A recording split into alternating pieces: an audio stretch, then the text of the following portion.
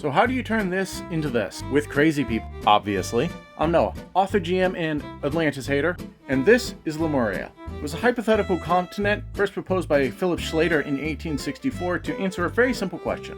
Why the heck are there lemur fossils here, and here, and nowhere else on the Earth? That is a long way for lemurs to swim, and they got tiny little arms. He proposed this hypothetical continent, which he named Lemuria, that would have allowed lemurs to travel to all of these different places before it eventually sunk. Biologist Ernst Haeckel expanded upon this idea, saying that maybe the reason we hadn't found any early human fossils is because they all lived here.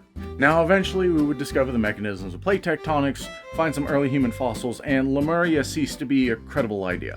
But crazy people sure picked up on it, because if there's one thing crazy people love, it's an off-the-wall idea about human origins that has a semi-scientific basis. The Tamil people jumped on this idea, pointing to it as evidence that their legendary lost civilization of Kumarikandam actually existed. Frederick Spencer Oliver would claim that the survivors of this Lemurian culture were currently living under Mount Shasta in California, which is where I point out that this was originally about lemurs. Helena Blavatsky would helpfully clarify that Lemurians were actually gigantic, full-armed, egg-laying creatures that birthed humans out of eggs. Again, lemurs.